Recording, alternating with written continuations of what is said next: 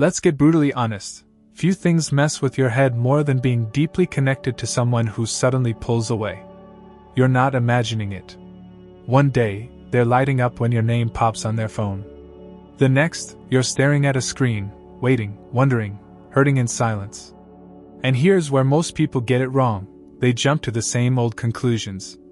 They're just not that into me. I must have done something wrong. Or worse, maybe I was never enough to begin with. Sound familiar? If it does, you're not alone. But here's the twist. What if the silence isn't rejection, but reflection? What if pulling away doesn't mean they feel nothing, but that they feel too much? We've been conditioned to believe that love is always loud, constant texts, steady validation, open arms. But real life isn't a fairy tale. In real life, love gets quiet. It retreats. And it leaves you questioning everything. That's the problem we're tackling today. The pain of emotional distance when love is still alive. The confusing shift from warmth to withdrawal. The deep ache of being ignored not by a stranger, but by someone who once made you feel seen, chosen, unforgettable. This isn't just frustrating, it's destabilizing. But what if I told you that this silence, this distance, isn't the end of your story? What if it's the beginning of your power? See, this isn't just about them. It's about you. Your emotional resilience. Your presence under pressure. Your ability to not collapse when affection fades. That's where Stoicism enters, not as emotional coldness, but as emotional mastery. A way of being that allows you to stay rooted, clear, and strong even when someone else retreats. We're about to dive deep into the 7 most misunderstood reasons why people ignore the very ones they love most. And more importantly, we'll break down what to do when it happens, so you don't spiral, don't chase, and don't question your worth. This isn't about manipulation. It's about understanding. This isn't about fixing them. It's about rising through the silence and recognizing the strength you didn't know you had. Every reason we unpack today peels back another layer of truth. A truth that, when fully seen, will completely shift how you navigate emotional distance in Stoic relationships. And the final reason? It's going to flip the script on everything you thought you knew. So stay with me. Breathe deep. Because what you're about to discover isn't just going to heal you, it's going to strengthen you, like only truth can. 1. They fear being truly seen. They say, be yourself. But what if being yourself is the last thing someone wants to face? What if your authenticity triggers the very thing they've spent their life avoiding, being truly seen? This isn't just about insecurity. This is about survival. Because often, for someone who's lived behind emotional armor, real love isn't liberating, it's terrifying. When you show up with clarity, consistency, and emotional honesty, you become a mirror. That mirror doesn't just reflect the surface. It reveals the hidden, the unhealed, the broken, the raw. And what happens when someone not only looks in that mirror but realizes it exposes them to themselves? They panic. They retreat. They disappear. It's not because they don't care. It's because they care too much. They fear what that reflection might reveal. Ask yourself, have you ever been seen by someone who finally stopped flirting and started listening? Who stopped chasing and started observing? Who stopped responding with rehearsed charm and started responding with presence? They weren't playing games, they were showing depth. And it felt good, right? Unexpectedly safe. Refreshingly honest. But then the silence came. Not because love vanished, but because truth did. Now ask, have you ever felt that sting, when your calmness unsettled their chaos? Your clarity exposed their confusion? Your authenticity illuminated their shame? That sting is fear. Pure, instinctual fear. Fear that they don't know how to show up. Fear that being seen means being vulnerable. And vulnerability is what they've been running from. Think of someone who's built heavy walls to avoid the pain of intimacy. They learned early that opening up means getting hurt. So they perfected the armor, smiles on command, pleasant chatter, emotional masks. Comfortable, safe, predictable. Then you come along different. You don't stumble into conversation. You live with intention. Your text isn't just another ping. Your presence isn't just background noise. You speak with meaning, deep questions, thoughtful pauses, emotional honesty. And suddenly, they can't hide behind small talk. Your authenticity demands a response, and that response demands truth from them. That truth is unfamiliar. It's uncomfortable. And when the comfort zone feels unsafe, the knee-jerk reaction is to dissociate, pull away. Not because they don't want to show up. Because they don't know how to show up that deep. So they stop showing at all. Now pause. Place yourself in their shoes. Imagine your whole identity is built on not being seen. If you were that person and someone offered you unconditional visibility, would you accept it? Or would you retreat? If the answer is that showing up in truth feels too dangerous, then it becomes clear why love can turn silent. Because being loved isn't the same as being seen, being truly seen. And most people haven't learned how to receive that. That's why silence becomes the only refuge. Not because they don't care, but because they can't handle what caring might demand of them. This fear of being seen ripples through every interaction. It emerges in delayed messages, vague replies, fading energy, reserved smiles. The energy shifts from warmth to guarded, and the initial sparks morph into echoes. They feel drawn to you but also paralyzed, craving connection yet fearing exposure. They're torn between the urge to dive deeper and the longing to protect their fragile equilibrium. That's emotional complexity, not emotional absence. And yet, we often interpret that silence as indifference. Why? Because we misunderstand the depth of emotional complexity. We mistake safety-seeking withdrawal for rejection. Is that fair to you? No. And it's not fair to them either. Because on the other side of that fear lies profound longing. The longing to be seen, to be understood, to be loved without pretense. And that's exactly what you're offering, without even knowing it. But they can't handle it yet. And that's where Stoic relationships become powerful. Because Stoicism isn't about masking emotions, it's about enduring them. It's about standing clearly in your truth when another person's fear demands retreat. This isn't emotional coldness. It's emotional presence. You don't disappear when they pull away. You remain. You breathe. You hold space. You understand that someone fleeing isn't evidence of your failure. It's evidence of their fight with their own fragility. But that presence isn't passive. It's muscle memory. It's emotional discipline honed through Stoicism practice. You've seen what abandoned pursuit looks like with friends who chase attention like oxygen. You know what needy looks like because you've felt its pull. And this is not that. This is the opposite. When they withdraw, your instinct isn't panic tickling your chest. It's peace settling in your bones. When their voice goes quiet, your voice doesn't panic, it remains measured. You don't fill the silence with anxious words. You honor the silence as a signal, one that calls for calm, not chaos. You're not punishing them. You're not sabotaging affection. You're simply reflecting the kind of strength that stays when someone else's fear pulls them away. This is the Stoic relationships mindset. You offer your presence, not your demand. You show up with discipline, not desperation. And strangely, but beautifully, this stability whispers to them. It's safe to return. You don't ask for them to change.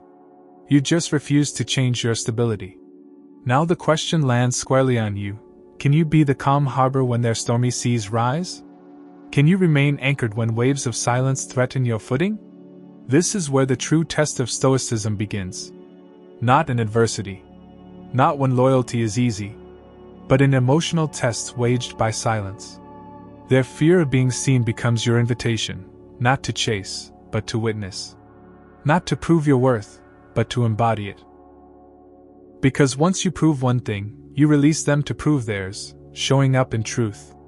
It may feel disheartening at first. You might feel invisible in their quiet.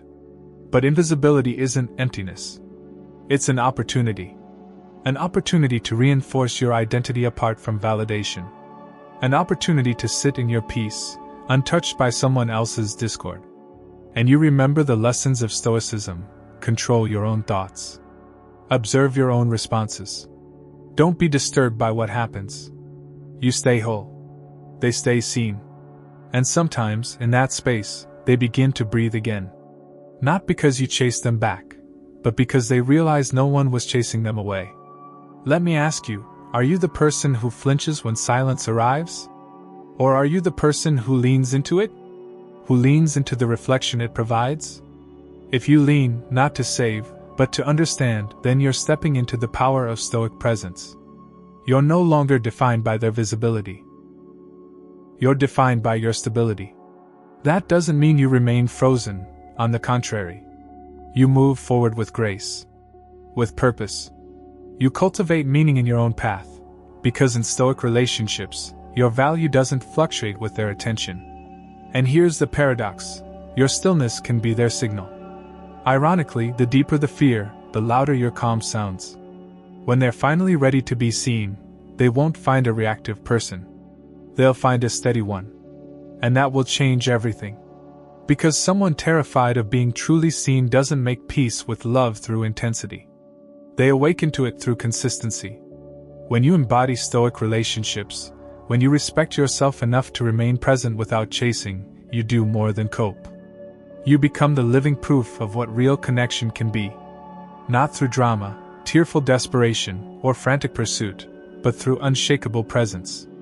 Someone who doesn't panic at emotional complexity. Someone whose strength lifts without carrying their burden. That's the mark of emotional mastery. Let me close this section with this: being seen and being loved aren't always the same thing. You can be loved safely on the surface, but being seen strips away comfort. It forces revelation. It demands clarity. And if they're not prepared, they'll retreat. That's no personal failure. It's a survival mechanism. And your rise isn't in forcing them back. It's in standing firm when they voluntarily withdraw. When they watch not your words but your energy. When they see you remain, not because they begged, but because you refused to break. That's when they realize what love looks like when it's unwavering. That, my friends, is Stoic love. That is Stoic relationships in action. Remain. Breathe. Hold your space.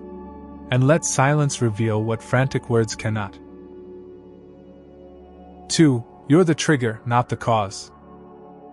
Imagine showing up with consistency, honesty, and emotional clarity, and instead of feeling embraced, you sense a pull away. It's confusing. It's painful. You replay every interaction, every message, every moment, searching for the misstep. Were you too intense? Too available? Was it something you said? And then the words form in your mind. I triggered something in them. But that's not weakness. That's clarity. You didn't cause their withdrawal. You revealed something they had buried. This isn't about emotional distance out of spite. It's emotional defense born from long-buried wounds. When we're triggered, we're not reacting to the present person, we're reacting to the past pain. A glance reminds us of someone who hurt us. A gesture triggers memories of trust broken. A truth spoken evokes all the unspoken lies we once heard. And suddenly, the person in front of us isn't real. They're a symbol. A placeholder for fear, abandonment, betrayal. You may have thought you sparked connection. But what you actually did was shine a flashlight into their emotional closet, and something inside rattled. It wasn't your calmness that broke them. It was the noise of unresolved pain neither of you saw. Ask yourself this: have you ever felt someone recoil when you got close?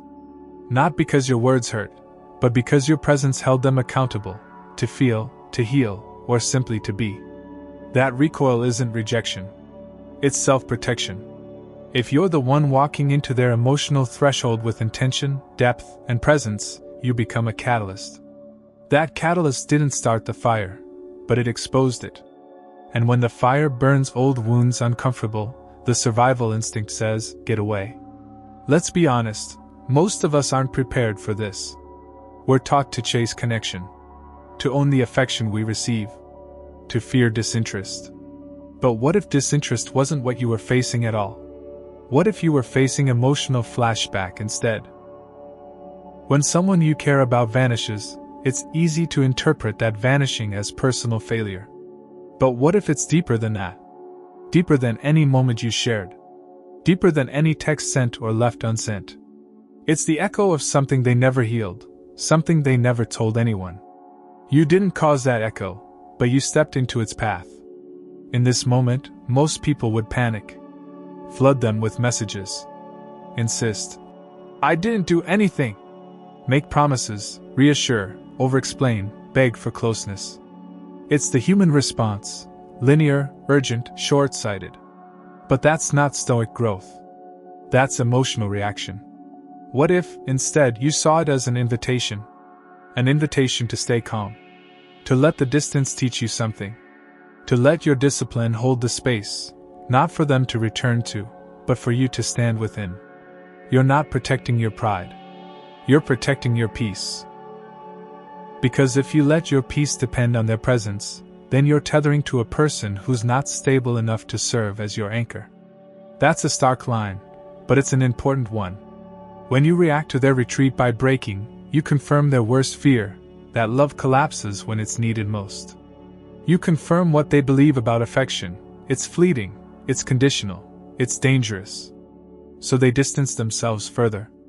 But when you don't collapse, instead, when you breathe deep, resume your life, hold your center, you do something remarkable.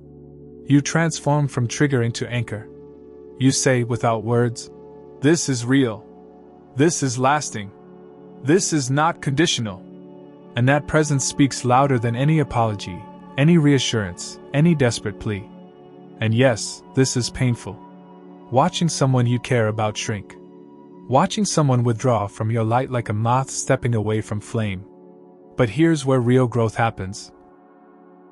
In Stoic relationships, strength isn't proven in perfect moments. It's proven in the friction. It's proven when your calm doesn't collapse. When your identity doesn't rely on their affection. Between the crash of silence and the return of attention, there's a test, and that test reveals character. Let's pull back for a moment. What if your reaction didn't have to solve the distance? What if your response could be the energy that invites wholeness back? You don't need to fix them. You don't need to prove your worth. You actually don't have to change a thing. You just need to hold steady. That's discipline. That's power. That's stoicism, not detachment, but emotional command. You observe your own inner storm and let it pass. You continue your work. You live your purpose. You don't wait. You walk forward. Now, this doesn't mean abuse them with coldness or arrogance. This is not punishment presence. This is compassionate clarity. You honor your worth by refusing to collapse for moments they aren't ready to hold. You honor their process by not suffocating it. You honor yourself by not making peace conditional on proximity.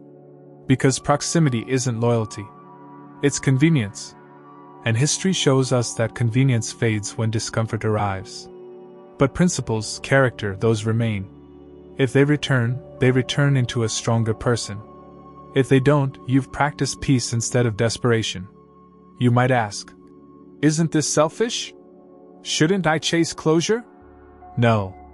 Closure is found within. That's the paradox. When you stop grasping for reasons, explanations, validation, you arrive at clarity. You either witness their story without blaming yourself, or you walk away with your integrity intact. Either way, you're empowered. This kind of presence, this kind of response, is rarely misunderstood. It's memorable. It's healing. It's the kind of love that's more than drama. It's the kind that finds depth and stability, not applause. But the test isn't theoretical. It shows up in daily life. They respond slowly, or not at all. Their energy is gray. Their warmth absent. You feel the distance. The voice in your head says, text again. Be clear. Try to hold them. Ask for answers. But you don't. Instead, you pause. You let the silence guide your response, not to chase, but to observe. Because when you chase silence, you reinforce that silence is acceptable. When you pause within clarity, you shift the emotional rhythm. You build a different narrative, one where you're not fractured, you're whole. You invite them to choose shifting toward you, not forcing them back. That's Stoic Relationships in action. You're not building a fortress around your heart. You're crafting a lighthouse for it. A beacon that doesn't dim at the storm. A signal that speaks. I'm here, steady, unshakable, if and when you choose to show up. And that is liberation. From the tyranny of their approval. From the compulsion to explain yourself. From the exhausting idea that closeness equals worth. Because worth isn't proximity. Worth is non-negotiable. And presence isn't performance. It's purpose. If you've ever felt that sting of someone you care for disappearing when you gave everything, then you know this test. It's not easy. It's not comfortable. But it's necessary. Because if you crumble when love retreats, then you're anchored to their emotional tides, not your own foundation. And no human being is built to last on someone else's consistency alone. You're built to hold your ground. You're built to honor yourself, not your fear. You're built to stand firm even when love walks away. People can hear when you're quietly stable. They feel when you're calmly anchored. They remember when you're emotionally disciplined during silence. And here's the beauty, that moral presence lights a path, not for them, necessarily, but for yourself. And in that light, your worth doesn't dim. In that space, you become the person you wish to attract, someone who can stay, even when it's hard. Someone whose love is not reaction, it's reflection. Reflection of integrity. Reflection of courage. Reflection of emotional sovereignty. Let me ask you, when your worth is challenged by their retreat, do you crumble? Or do you stand tall? Because every time you choose presence over panic, growth strengthens in your bones. Every time you choose clarity over clinging, purpose becomes your guide. Every time you choose self-command over emotional frenzy, you reveal a way forward, one not defined by the presence or absence of someone else, but by your own unshakable center. If this truth resonates, and if you're ready to live out Stoic relationships, consider this your marker moment. Like and comment number 1 if this part hit home. Subscribe to join the journey. Because the next sections are going deeper, exposing more hidden reasons and stronger responses, until you emerge not just wiser, but emotionally undefeated. 3. Their silence is a test of safety, not a game. When the warmth fades and the silence rolls in, you might catch yourself thinking, now they're playing games. It feels deliberate, calculated, emotionally manipulative. But that's the usual misinterpretation. What feels like a strategic withdrawal often isn't about control, it's about protection. A person withdrawing isn't always testing your patience, they're testing your character. This silence isn't a petty game. It's a deeply vulnerable experiment. Will you still stand when I quietly vanish? Love isn't always a gentle melody, it can be a symphony of tension. When someone pulls back emotionally, it's rarely because they're trying to hurt you. It's more often because they're trying to protect themselves. They're asking, without speaking, if I disappear, will you disappear with me? That question matters more than any text, gesture, or explanation. And how you answer it matters too. So what does this test look like? It's in the slow response. The distant tone. The absence of daily connection. The shift from previously frequent engagement to practically nothing. And in those moves, they're asking you to choose, not to chase, but to stand. They're inviting you to reveal whether your connection was based on constant affirmation, or something deeper. Are you loyal to emotion or principle? Let's imagine 2 responses. Response A: panic. You send messages. You explain. You question. You follow. You ask for clarity. You beg, or worse, you shame. I miss you, why are you ignoring me?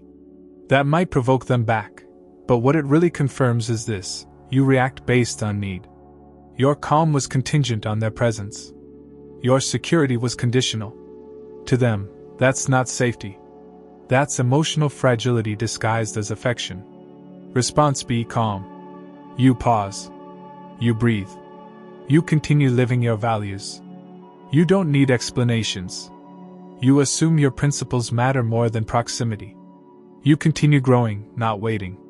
You remain present. Not necessarily in their life, but in your purpose. You send no desperate messages, only measured ones, if any. And in its simplicity, that silence answers the unspoken question. Yes, I can stand when you retreat. Far from being disrespectful, this response communicates emotional security. It says, I'm not tethered to your attention. I'm tethered to my values. And that shifts the entire dynamic. You're no longer reacting. You're reflecting. You're a witness. And for someone who fears chaos, that reflection can feel like the safety they've never known. Here's the friction. They fear being abandoned if they express themselves fully, so they withdraw. You fear being irrelevant if you don't pursue attention, so you rush in. And both are rooted in fear. The cure? A Stoic vow: I will not chase. I will hold. When attraction is loud, anyone can be calm. But when attention disappears, calm becomes rare and powerful. Start by recognizing their silence as a signal, not a strategy. A signal of emotional discomfort. They didn't send a message admitting fear, but their distance is talking. They're testing whether your purpose is tied to their presence or your principles. And your response isn't only about them. It's about you. What do you anchor to? Emotion or identity? Urgency or authenticity? If you chase, you anchor to their feelings. If you stand, you anchor to your truth. People attracted to resilience and integrity, they don't flee when attraction fades. They stick. That's how deep emotional trust gets built. Not by demands, but by quiet. This is hard because emotions scream, do something! Fight! But Stoicism teaches us that urge is a signal, not a command. The signal says, protect your connection. The command says, sacrifice your center. Choose wisely. Choose calm. Choose your center. Choose your values. Choose yourself. Remember Epictetus. We cannot choose our external circumstances, but we can always choose how we respond to them. This silences their circumstance.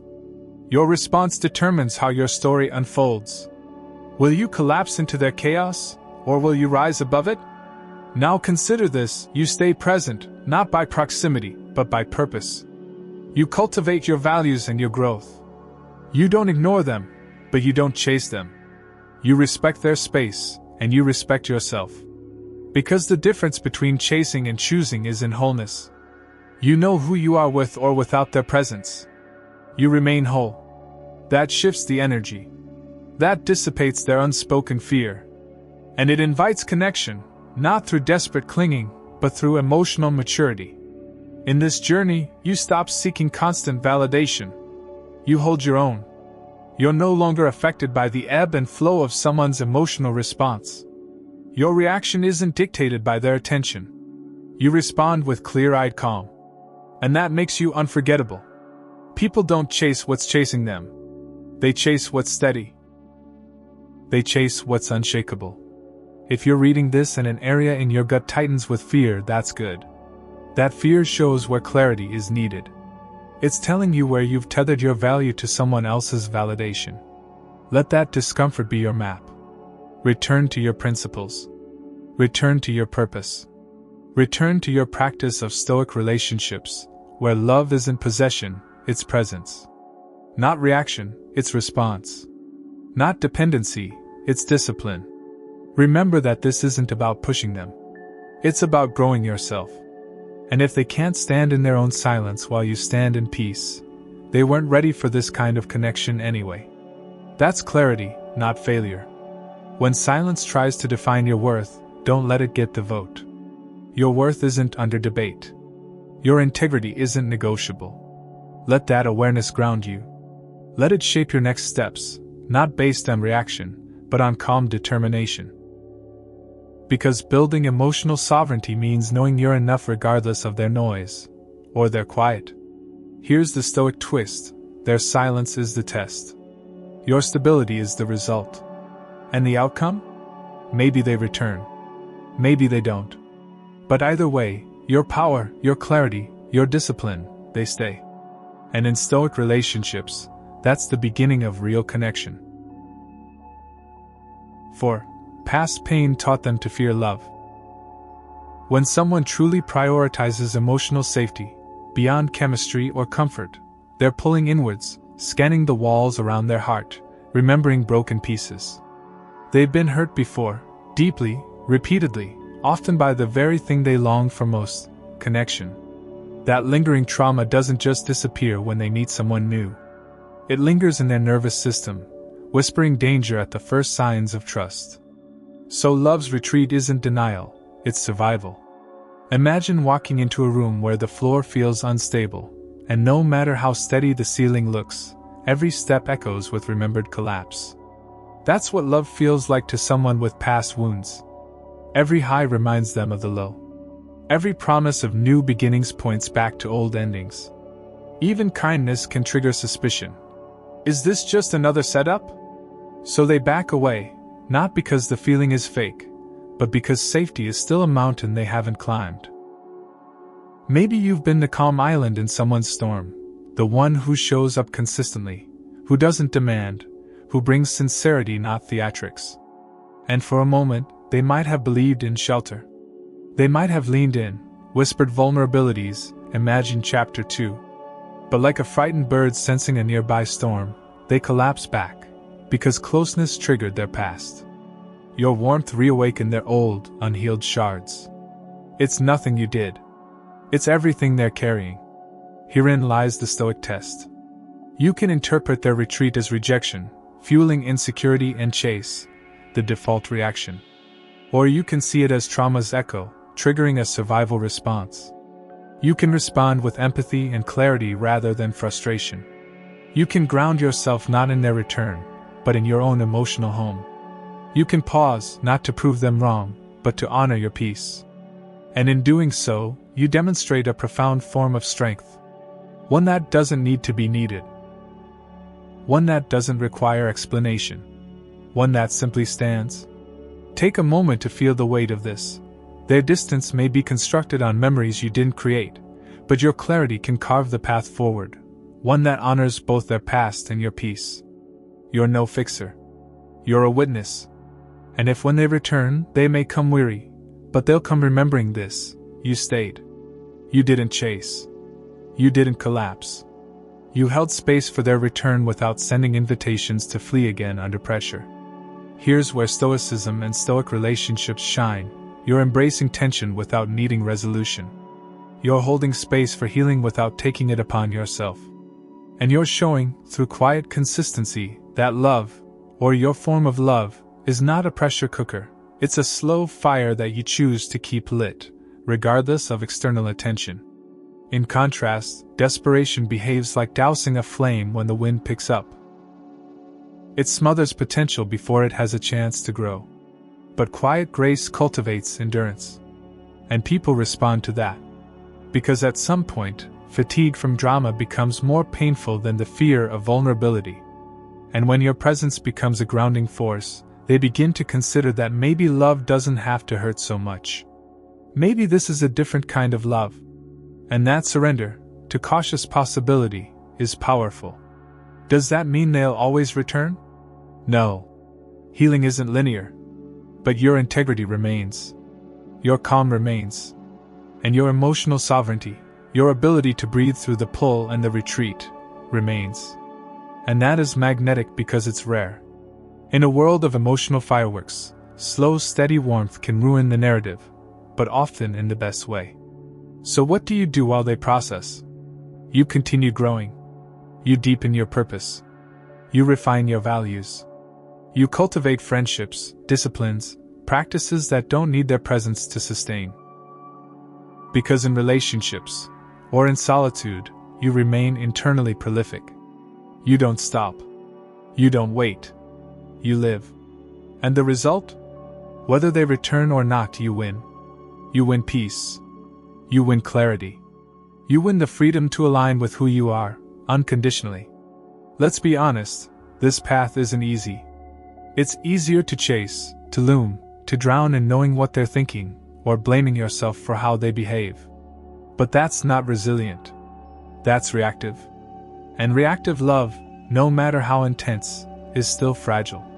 True love, actually self-love, is built not on chasing the absence of rejection, but on owning your core, independent of anyone's proximity. That's the message of Stoicism. That's the foundation of Stoic relationships. You can't resolve their past, and you shouldn't sacrifice your worth to try. So you let the silence speak, while you speak your truth through presence. You become the person who doesn't collapse, not out of necessity, but by choice. The person who anchors your value not in love's return, but in love's act, unconditional, unwavering. If this resonates with you, if you've been wounded too, or you've walked with someone who still hurts, do this: breathe. Feel the tension. Recognize how real the pain is. And then stand. Don't speak too soon. Don't fix. Don't push. Just be. Because in that space, you become more than a partner, you become a pillar. And sometimes pillars, even when unseen, hold the whole structure together. If this part hit home, like and comment number 1 to let me know. Subscribe if you're ready to stay unshakable when love meets resistance. Because up next, we explore how your presence triggers more than just pain, it invites transformation. 5. They're waiting to see if you collapse without their attention. Have you ever paused and asked yourself why silence sometimes feels heavier than words? It's brimming with expectation.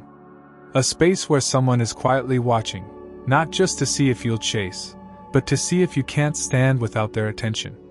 When they go quiet unexpectedly, it's often not because they've lost interest.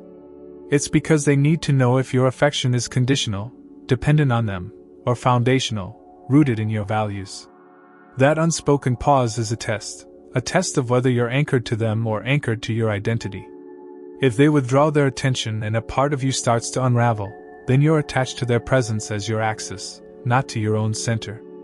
Ask yourself, when you remember them, does that trigger anxiety that pulls your energy toward them like gravity? Or does it simply register as information, something you notice but don't need to act upon? That distinction reveals where your center lives. Are you tethered or self-contained? Are you emotionally sovereign or emotionally reliant? In Stoic relationships, one virtue is non-reactivity. The person who can hold steady through silence proves they're trustworthy in presence and absence. That's rare. Most stumble at the first sign of distance. They interpret silence as rejection, reviving childhood fears.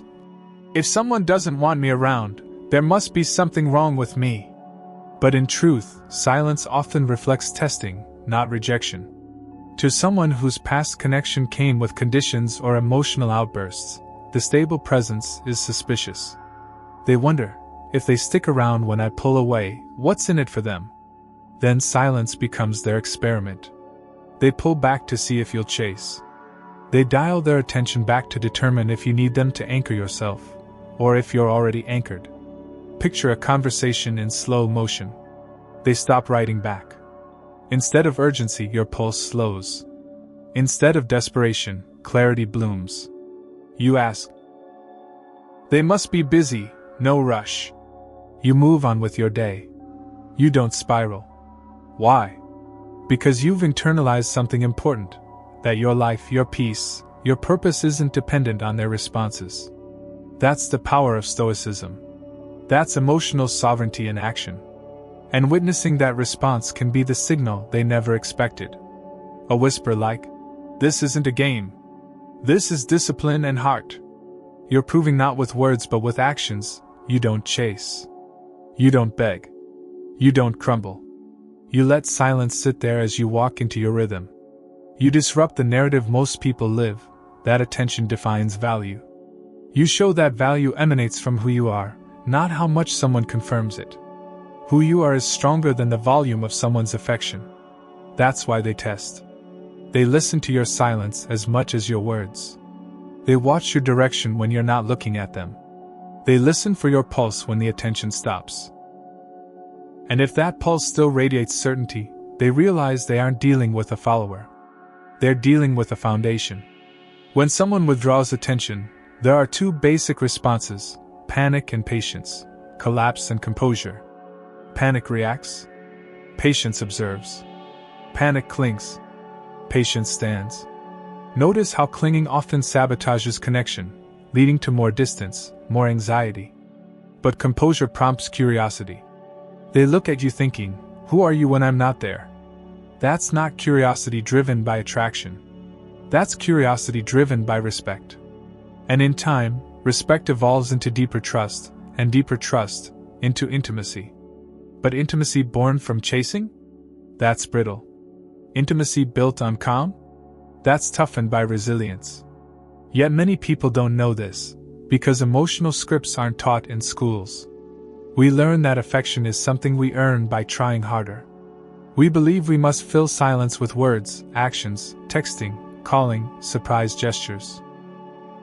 We mistake busyness for loyalty. We mistake movement for strength. But Stoicism teaches that movement isn't always progress. Sometimes stillness wins. Let's call this a litmus test. If your emotional equilibrium is shaken by absence, then you're still tethered. And that's okay because awareness comes before change. But if you can receive no answer, hold no agony, sustain no meltdown, if your self-esteem whispers, "I'm still here," then you're practicing sovereignty. You are mastering your emotions. You stop needing them to confirm who you are. You stop needing their frequency to feel worthy. Because your mindset isn't that someone made you feel steady. It's that you built that steadiness before anyone arrived. And here's the beautiful paradox. This non-reactive stance actually draws them in. Not because it manipulates, but because it magnetizes. There's something intensely attractive about someone who remains secure while being emotionally available. Without chaos. Without demand. Without panic. That's stewardship of self. And trustable. And tragically, rare. They'll bet on stability before distraction. Now, let's not romanticize. This isn't a manipulation hack to make them chase you. It's emotional integrity. It's not about winning. It's about walking forward calm, even when they're not looking. It's about being trustable internally, regardless of external rhythm. Because the foundation of Stoicism isn't found in success. It's found in sustaining your calm when you're not getting what you want. That's emotional independence. That's why silence matters so much, because it gives clarity. Clarity about who is anchored to noise, and who is anchored to nuance. Who is chasing, and who is choosing. Who is whole, and who is wounded. Ask yourself now, how do you respond to absence? Do you spiral? Or do you stand? Because this question reveals more than any date or message. It reveals your state of being. If you hold your center, you don't need loud affection. You hold slow respect. You hold deep peace. You hold self. And that is unbreakable. That is true presence. Sometimes, they stay quiet longer than you expected. You may start to feel guilt. You might replay, "Maybe I shouldn't have been so distant myself." But remember, this dynamic only works if it's authentic. If your calm turns to coldness, or your stability turns to passive-aggressive reaction, then it wasn't sovereignty, it was strategy. True Stoic relationships thrive on sincerity. Your presence may be silent, but never silent on purpose. Never silent with calculated distance. It's always grounded in truth. I won't shout for your attention. I'll just shine in my space. In that shining, you learn something vital. Peace isn't proximity. Peace is rooted. It grows inward, climbs upward, and sustains outward. Whether they return to bask in it or not, that doesn't diminish the shade you built. That shade remains. And you carry it wherever you go. That's empowerment. That's independence. That's whole, not lonely. What if they never return? Then you're still here, intact, not fractured. You've built a practice of emotional resilience, not approval. And that practice shapes every future connection. It makes your calm contagious. It makes your presence a field they want to join. It makes your foundation a force, not your need of filming. This is the hard chord of Stoicism. Life may pause your gratification. But your center isn't paused. Love may keep one hand on you, and one on their fear. But your soul holds neither fear nor abandonment. Your soul holds strength. Your soul holds stillness. And that is the anchor for everything else. If this moment resonates, it marks a turning point. Not for them, but for you. You're training your heart to be unshakable. To continue moving forward in silence. To love and lead from stability. To operate from principle, not reaction. That makes you authentic. That makes you honorable. That makes you a man, or a woman, of sovereignty. The silence was never proof of disinterest. It was proof of testing. And the test wasn't theirs, it was yours. The test was, whoever you are in the quiet, that's your identity. Who you are when attention fades defines everything. So stand. Hold space. Keep growing. Because that's what greatness looks like, not when everything goes well, but when everything fades away. The silence may linger, but so will you. 6. They fear being seen, but your presence can change that. When someone loves deeply yet retreats, there's often a hidden reckoning happening in their soul. They fear being seen, not just by others, but by themselves. Because being truly visible means shedding the mask, releasing old narratives, and risking inner exposure. When emotional wounds run deep, being known feels like vulnerability on steroids. And that can paralyze even the strongest of hearts. This is why silence isn't always absence, it's fear in disguise. Still, there's a path forward. It begins when your presence becomes a mirror, not to provoke, but to reflect stability, acceptance, and authenticity. Think about what it means to be visible. It's not about scrolling through stories or sharing shoppable highlights. It's about emotional transparency. A glance, a tone, a moment of vulnerability. That openness can feel like standing naked in truth. And if their story includes pain, betrayal, abandonment, abuse, exposure equals danger. Not because they're deceitful, but because they're protecting a fragile internal ecosystem. Every silent retreat is a mutual recognition of, I want to connect, but not enough to risk being seen fully. In those moments, you have a choice. You can either become louder, trying to fill the emptiness with explanations, reassurances, or presence. Or you can stay quietly authentic. You can be consistent not to control, but to clarify. You can show them, in silence, that being known doesn't have to be terrifying. Because in Stoic relationships, presence isn't domination. It's demonstration of safety. Love doesn't force emotional disarming, it encourages it. That's the paradox. They retreat because they feel unsafe allowing someone in. But your calm, respectful, predictable presence becomes an ongoing invitation. Here, you can be seen without fear. Not because of your words, but because of your character. Because you stay even when they pull away. Because your attention isn't conditional. Because your space remains unquestionable. Because you value them without sacrificing your presence, even when they're hidden. Embrace this as a Stoic test, an emotional threshold that reveals strength not through reaction, but through reassurance. Strength doesn't shout in response to fear, it whispers through consistency. And who doesn't want to feel safe enough to show the real self? Scarred, broken, hopeful, inconsistent, the whole story. That's the origin of intimacy. That's the fate of Stoic relationships. Not perfect. Not painless. But real. And real is powerful. Imagine a world where more people chose to stay when others ran. A world where emotional safety is habit, not exception. A world where silence breaks open to reveal the beauty of trust, born through calm consistency, not conditional affection. When you embody that, you're more than a partner, you become a refuge. You don't rescue them. You reflect the kind of person who doesn't need rescue. You show that being seen is safe, welcome, even essential. Now, closing a thought, this isn't emotional suppression. It's emotional curation.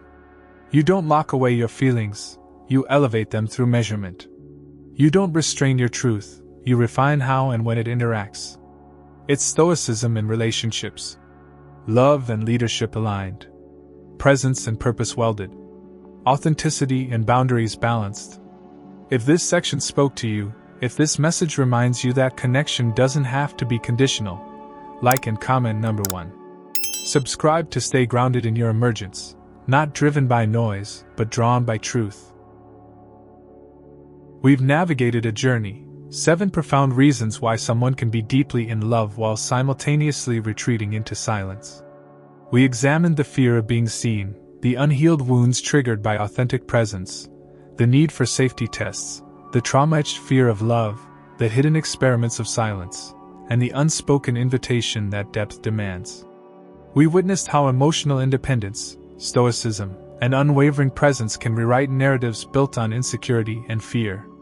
Now, as our final passage unfolds, let's bring it all together, not in repetition, but in synthesis, a call to self-trust, emotional sovereignty, and relational clarity.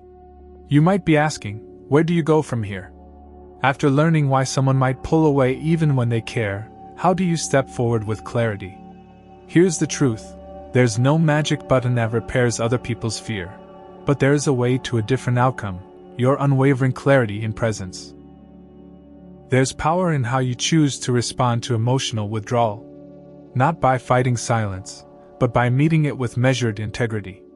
Not by filling space, but by holding space. Not by collapsing, but by rising.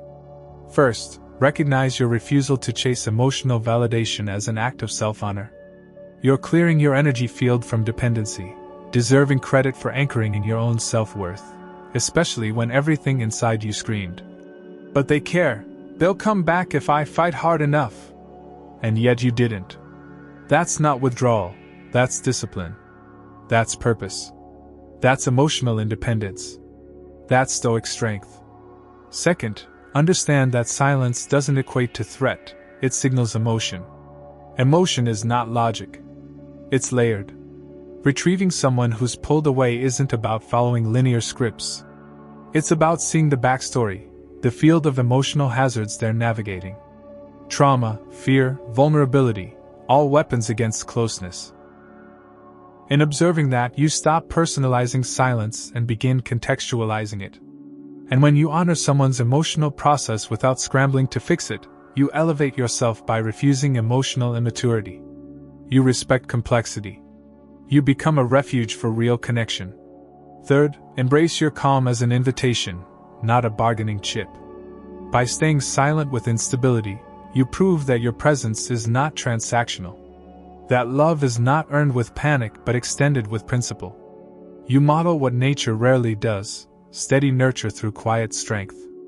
And that presence becomes magnetism. Not because it's dramatic, but because it's rare. Because it's real. Fourth, let your emotional sovereignty be your standard. Show up with purpose. Lean into your career.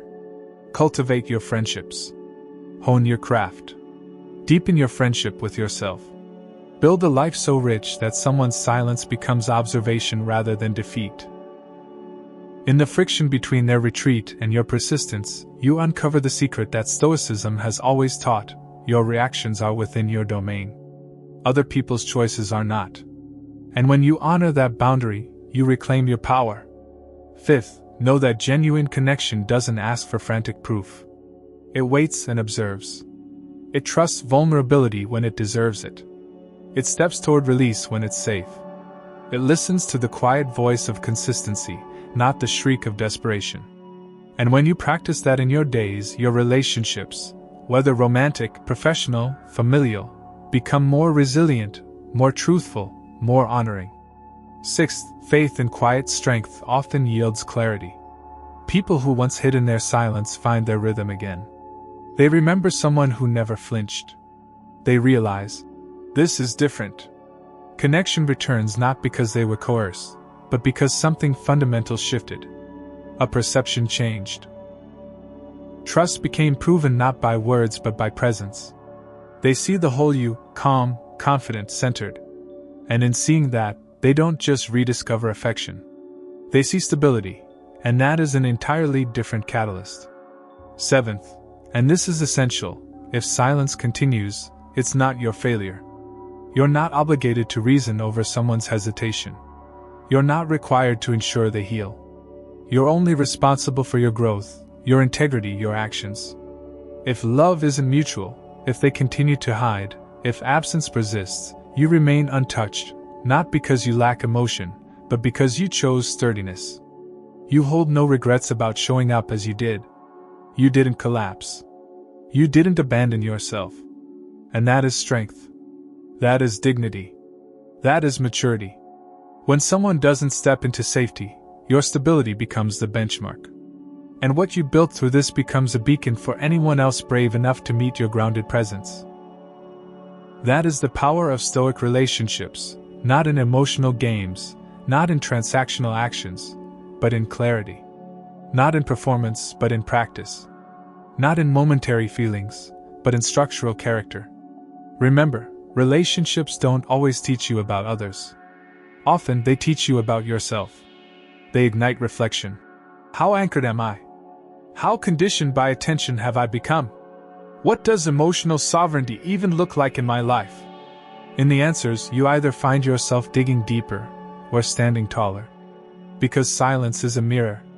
And quiet doesn't just reflect the absence of voice, it reveals the depth of your presence. So here's the final word before we close. Lean into that reflection. It doesn't require celebration or shame. It requires honesty. The kind that builds character. The kind that readies you for real intimacy. Not the kind that chases the echo of affection, but the kind that stands firm when it's hard. The kind that outlasts initial chemistry. The kind that ripens into mature love. The kind that enriches both people because either's identity is dependent on the other's presence. Do you want love that anchors you? Start with someone who anchors themselves first. And if that person isn't ready, hold space for them to grow, or gracefully step forward into someone who is. Because emotional sovereignty isn't about excluding. It's about including yourself. Not in isolation, but in integrity.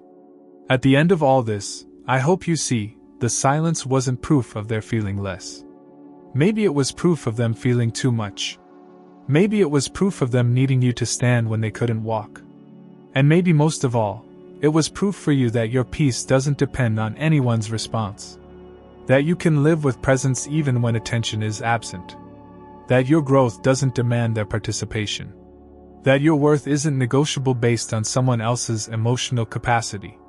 When silence meets your certainty, you light a path. Not just for them, but for yourself. And that path? It leads to self-trust, emotional maturity, and relationships built not on absence-presence cycles, but on steady resilience. That is your journey. That is your architecture. That is the life you're capable of building, and the kind of love you're ultimately worthy of. As you close this chapter, know this: silence isn't the end of connection. It's often the birthplace of clarity. It's not always an obstacle, it can be an opening. And in your steadfast presence, you may discover a deeper connection, not just with someone else, but with yourself.